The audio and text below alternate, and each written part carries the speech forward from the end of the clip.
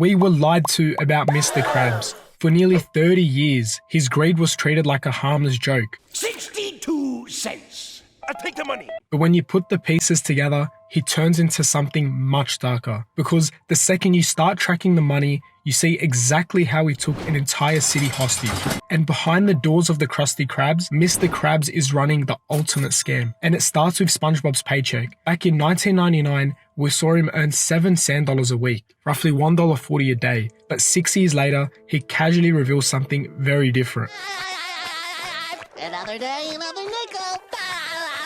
It's not that funny. It's funny because it's true. 5 cents a day. That's a 96% collapse in pay. You might think the whole town just got dirt cheap to match, but the actual cost of living tells a much darker story, because this is the first step in a scam that traps the whole town, which leaves one terrifying question: how deep does it go? Because on top of this, Bikini Bottom's entire food supply is rigged. Look at the menu. In season 3, a basic Krabby Patty costs $1.25.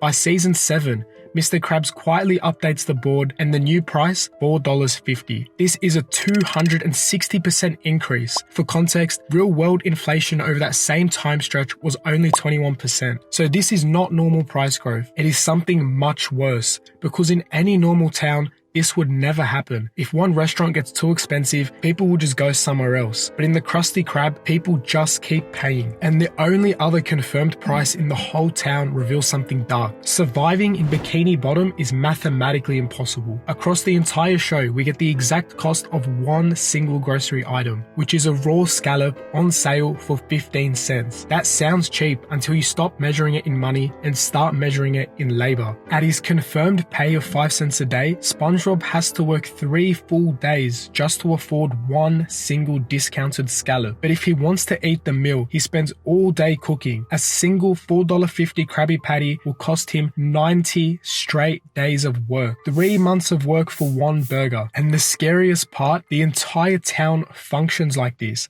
because the law says Mr. Krabs is allowed to do it. Because behind the scenes, Mr. Krabs is running a legal sweatshop. You would think paying your employees literal cents would make you a criminal, but in Bikini Bottom it doesn't, and Krab admits it. Yeah, I looked into that.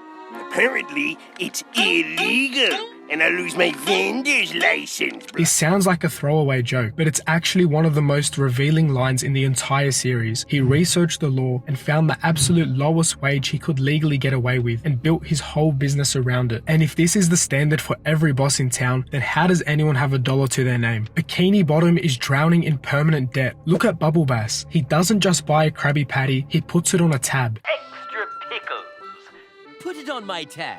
On its own, that may feel like a random gag, but inside this economy, it explains everything. Because if ordinary workers can't afford food with cash, then credit stops being a convenience and starts becoming survival. You eat now, promise to pay later, fall behind, and do it again tomorrow. The wages never catch up, so the balance never disappears. And if enough people in Bikini Bottom are stuck in that cycle, then the Krusty Krab is not just selling food, it's keeping the town alive on money nobody really has. And when an entire economy starts running like that, there's only one way it ends. Look at Sponge Out of Water. The second the burgers stop, Bikini Bottom doesn't just panic, they riot. And this wasn't just about hunger, it was about the death of the lie. Without the Krusty Krab, the debt cycle stopped spinning. Their entire society was just a pile of unpaid tabs held together by Mr. Krabs. We were always told SpongeBob's work ethic was the joke, the happy employee who gave everything to a boss who barely paid him. In 1999, the idea of working non-stop and being able to afford basic food felt absurd. Now,